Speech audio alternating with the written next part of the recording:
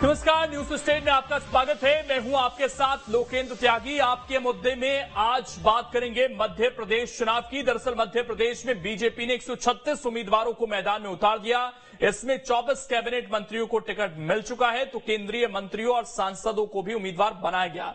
इस बीच ज्योतिरादित्य सिंधिया को लेकर पेच फंसा नजर आ रहा है। सूत्रों से खबर मिली कि सिंधिया चुनाव नहीं लड़ेंगे। बाद में इस पर सफाई भी आ गई कि अभी ऐसी कोई बात नहीं है, लेकिन एक चर्चा तो चल गई कि सिंधिया घराने से अभी तक जो पुरुष आए हैं वो अमूमन लोकसभा का चुनाव लड़ते आए हैं, जबकि चाहे यशोधरा राजे सिंधिया हो, वसुंधरा राजे सिंधिया हो, वो विधानसभा का चुनाव लड़ती आई हैं। तो क्या ये परंपरा टूटेगी? क्या ज्योतिरादित्य सिंधिया चुनाव लड़ेंगे या नहीं लड़ेंगे? और अगर ये नहीं लड़ने की बात आई है तो इसके मतलब क्या हो सकते हैं? आज इसे समझने की कोशिश करेंगे। कुछ खास मेहमान भी हमारे साथ जुड़ेंगे, लेकिन उससे पहले आज की रिपोर्ट आपको दिखाते हैं।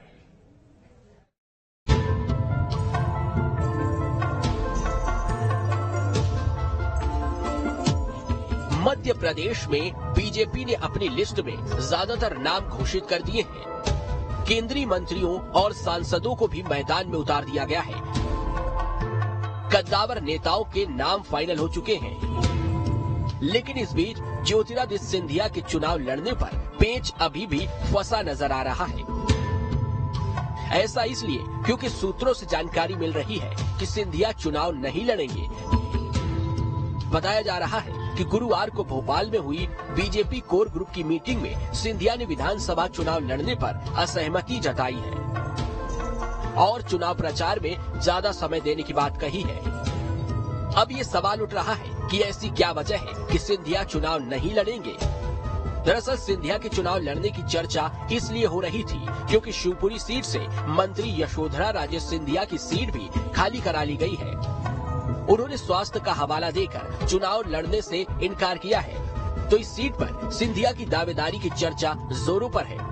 गुना शिवपुरी सिंधिया का क्षेत्र है, ऐसे में यहाँ बीजेपी के सबसे मजबूत चेहरा सिंधिया ही नजर आते हैं। अगर सिंधिया चुनाव नहीं लड़ेंगे तो उसकी वजह ये मानी जा सकती है कि सिंधिया मौजूदा समय में केंद्रीय मंत्री हैं और इससे पहले तक वो सांसद का चुनाव लड़ते रहे हैं। ऐसे में विधानसभा चुनाव में उतरना महाराज को असहज कर सकता है।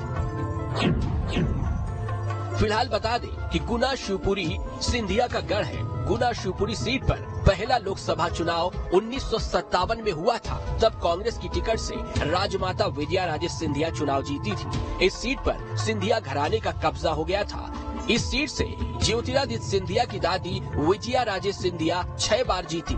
ज्योतिरादित्य सिंधिया के पिता माधवराव सिंधिया 4 बार जीते। खुद ज्योतिरादित्य सिंधिया 4 बार जीत दर्ज कर चुके हैं। 2019 में उनके ही समर्थक जेपी यादव से उन्हें हार मिली थी।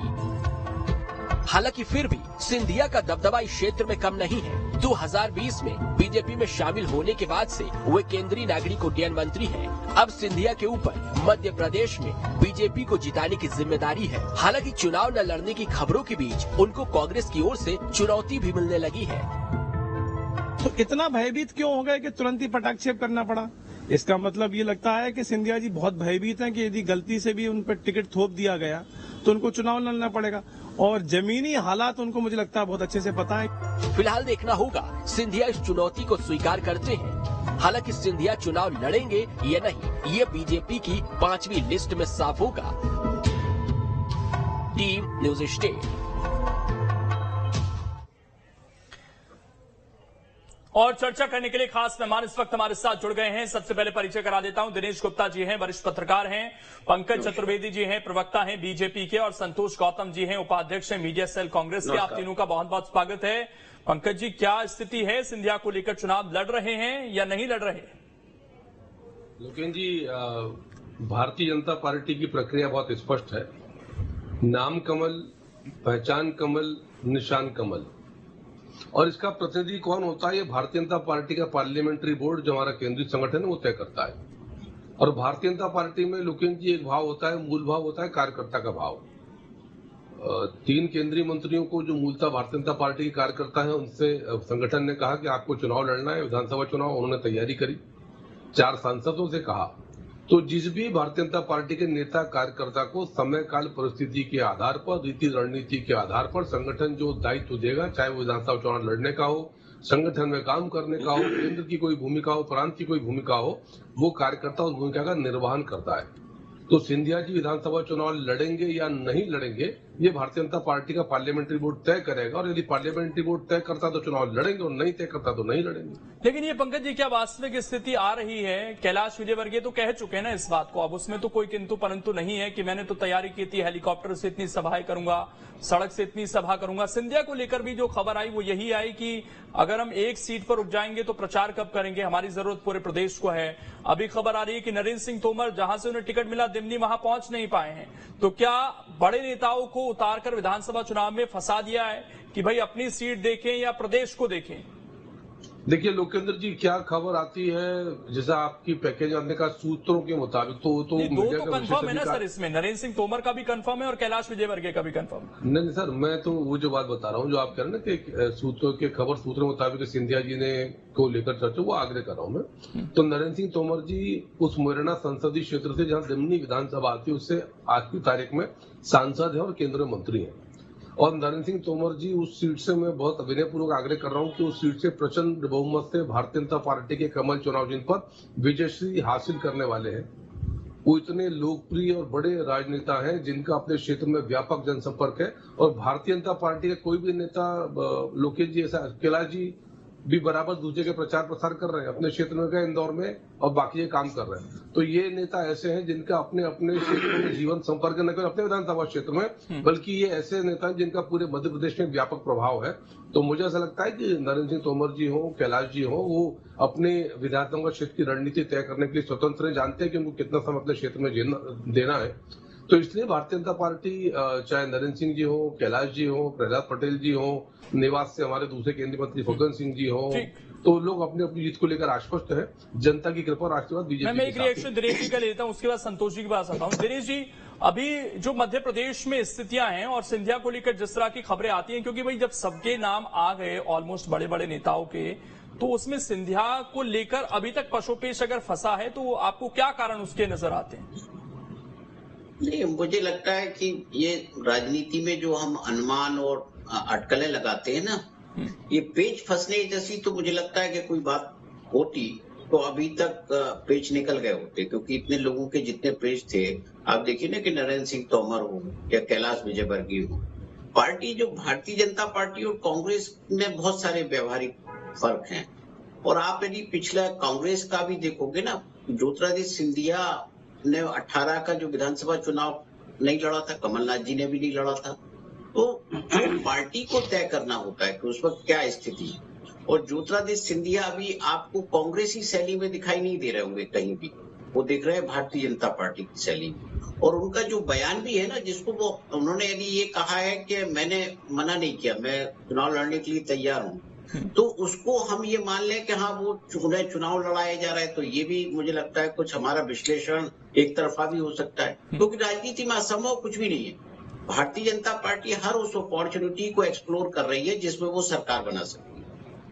नहीं, इसमें सवाल इसलिए है ना सर ये कि जब नरेंद्र सिंह तोमर को लेकर क्लियर है स्थिति, कैलाश विजयवर्गीय को लेकर स्थिति क्लियर है, प्रहलाद पटेल को लेकर स्थिति क्लियर है, राकेश सिंह को लेकर स्थिति क्लियर है, तो ज्योतिरादित्य सिंधिया को लेकर स्थिति, अब तो आधे से भी कम सीटें बची हैं जिन पर डिक्लेयर करना है। ये शायद ये मानकर चला जा रहा है कि ये वही सीट है जो शायद सबसे ज्यादा मुश्किल है जिनको डिक्लेयर करना है, इसीलिए अभी इन पर चर्चा चल रही लगातार। अगर इन पर क्लियरिटी हो चुकी होती तो सीट हमारे सामने होती। जब भाजपा 2-2.5 महीने पहले एक सीट सूची जारी कर सकती है अपनी, तो इनको भी कर सकती है, तो चुनाव में ज्यादा समय नहीं है। तो इसका मतलब भारतीय जनता पार्टी नहीं लड़ा रही है, यदि ये इसका मतलब ये भी निकाला जा सकता है।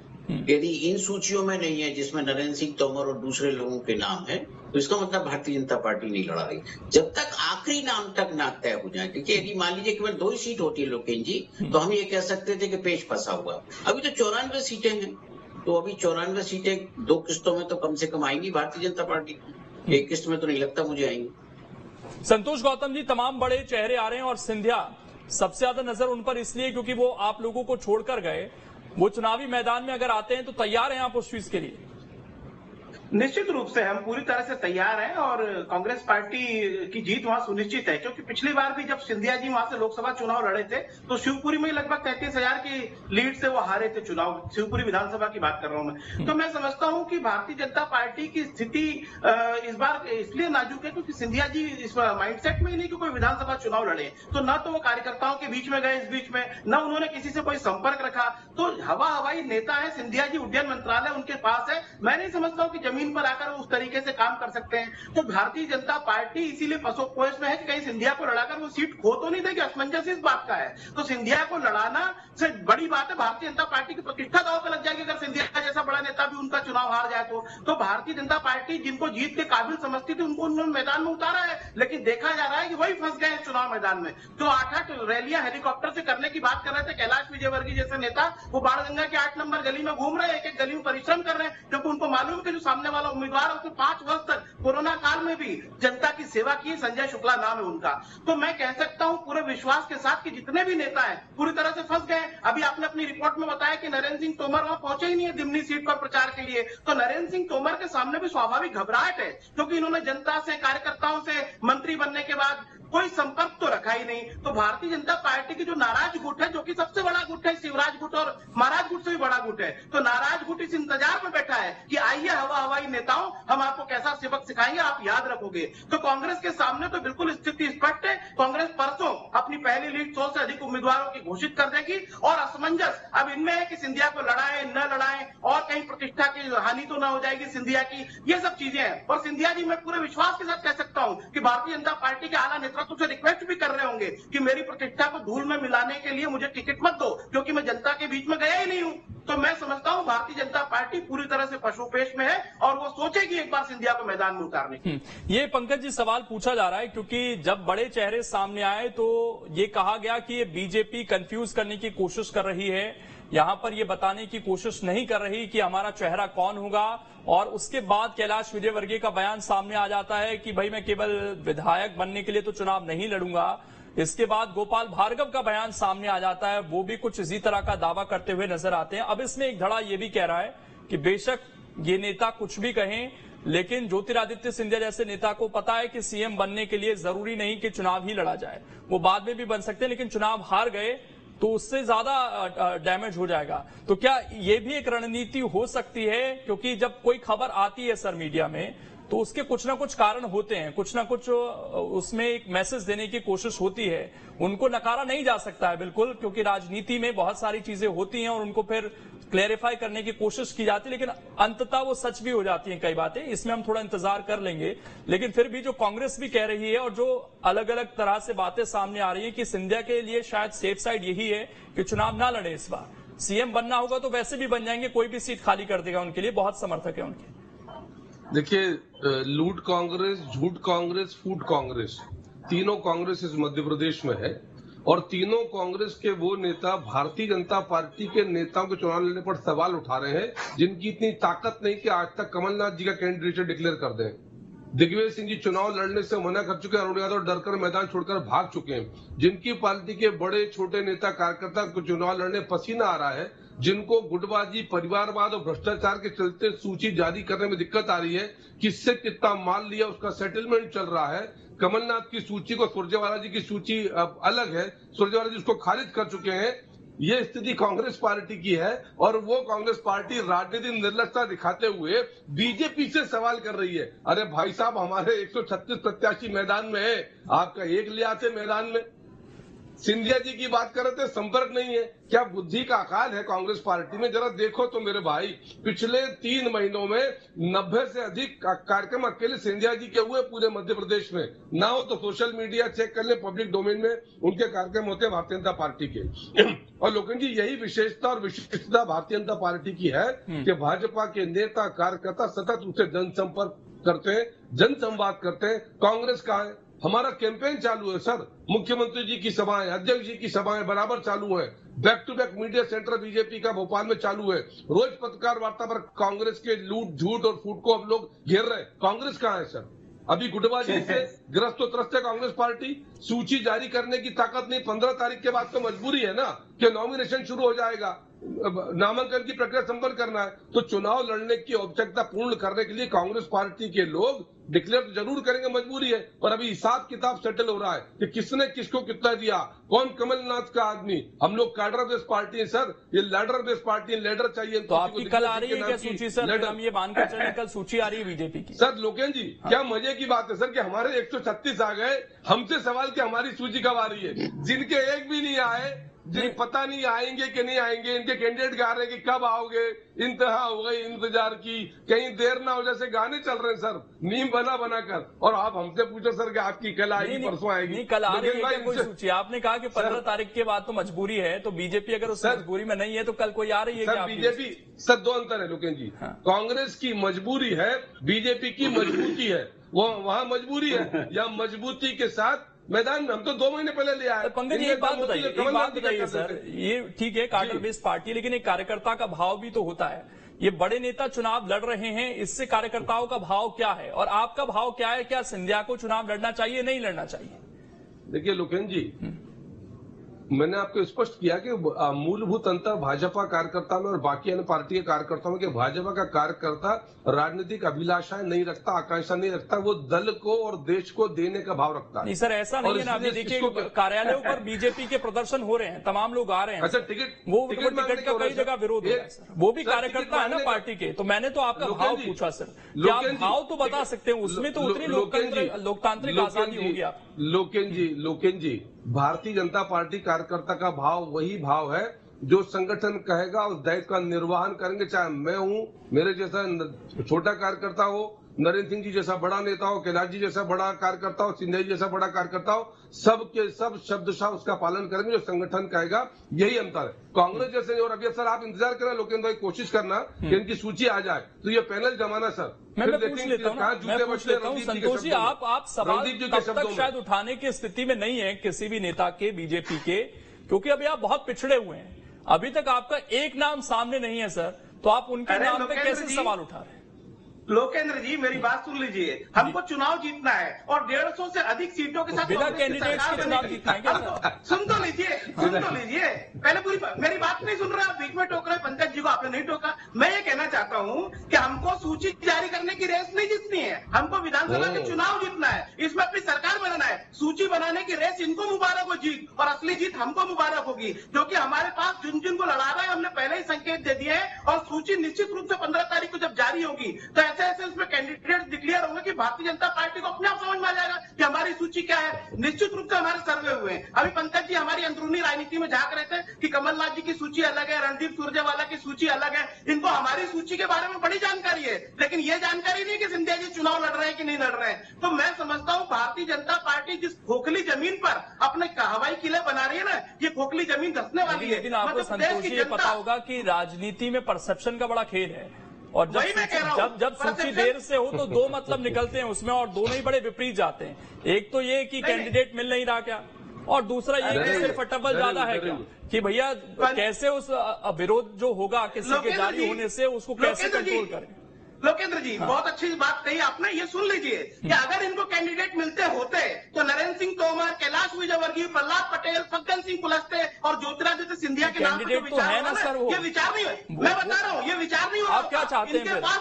इनके पास राजनीति में है, वो चुनाव लड़ सकते हैं। अरे सुन तो लीजिए लोकेंद्र जी, वही तो मैं कह रहा हूँ। इनको केंद्रीय मंत्रालय छुड़ाकर, इनको राष्ट्रीय महासचिव का पद छुड़ाकर जमीन पर नहीं लाना पड़ता। जो हवा में उड़ रहे थे नेता वो जमीन पर आ गए, क्योंकि भारतीय जनता पार्टी एक सीट के लिए संघर्ष कर रही है। तो जी ऐसे तो दिग्विजय सिंह 2 बार मुख्यमंत्री रहे, उन्हें तो प्रचार ही नहीं करना चाहिए सर। कमलनाथ केंद्रीय मंत्री रहे, वो क्यों विधानसभा का चुनाव लड़े सर? मेरी बात तो सुन लीजिए। उस हिसाब से आप बताइए। ये लोग तो लोकसभा में थे, और दिग्विजय सिंह का क्या पद है कांग्रेस के अंदर? सीनियर नेता है, बड़े पद पर हैं, फिर भी देखिए वो तो इतना चलते हैं। और नेता की तो खूबी है कि वो गली गली जाए, पूछे जाए, लोगों से कनेक्ट करे।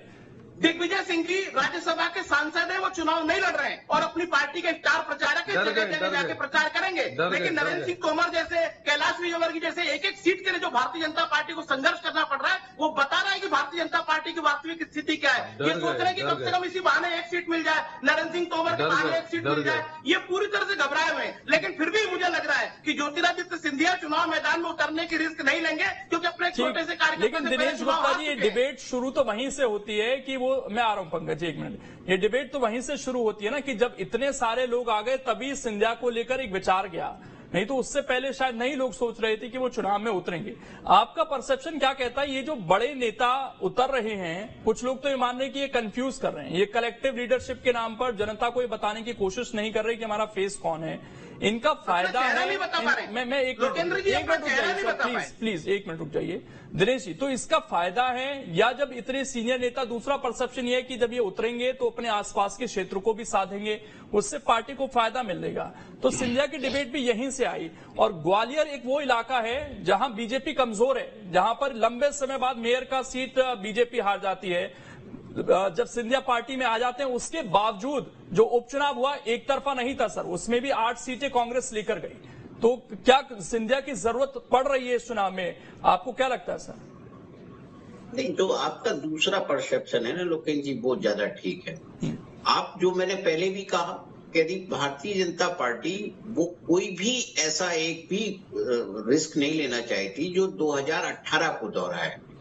एक एक सीट के लिए हम जो है वो अपनी एक मशक्कत कर रही है। जो लोग सक्रिय राजनीति से बाहर थे, हम कैलाश विजयवर्गीय का नाम आप जिसमें प्रमुखता से लेते हैं, वो यदि उनको फिर से मैदान में लाया गया है तो पार्टी समझ रही है कि उसके सामने चुनौतियां ज्यादा है। जब चुनौतियां ज्यादा होती है तो उनको बड़े चेहरे ही उतारने पड़ते हैं, और उसकी तैयारी 23 के साथ 24 की भी है। वो केवल 23 के लिए नहीं लड़ रहे हैं। यदि उनको लग रहा है, जहां भी उनको लगेगा कि सिंधिया की उपयोगिता है, उससे माहौल बदल सकता है, तो भारतीय जनता पार्टी कोई यदि उनके नाम की घोषणा कर देगी वो सिंधिया पीछे हट जाएंगे, मुझे लगता है कि ऐसा होगा नहीं।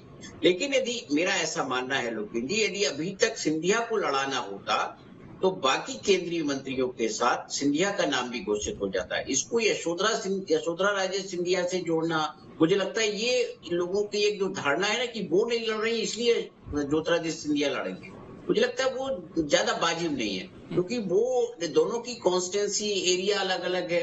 मुझे ये भी नहीं लगता कि वो गुना शिवपुरी कहीं लड़ेंगे।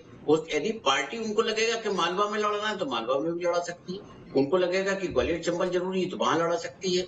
तो पार्टी की अपनी एक स्ट्रेटजी होगी, स्ट्रेटजी के हिसाब से जो एरिया उनका है, जहां उनको लगेगा कि वीक एरिया है और वहां एक चेहरे को लाने से मजबूती मिल सकती है, तो वो जरूर ये प्रयोग करेगी। पंकज जी कुछ कहना चाह रहे थे जल्दी से पंकज जी, उसके आप ग्वालियर का उल्लेख कर रहे थे सर। ग्वालियर में 2018 में 34 में से 26 सीटें कांग्रेस पार्टी ने जीती। उपचुनाव में भारतीय जनता पार्टी ने 10 सीटें इनसे छीन ली, 9 सीटें, अभी 16 सीटें इनके पास हैं, 10 सीटें छीन ली, 18 सीटें बीजेपी के पास है।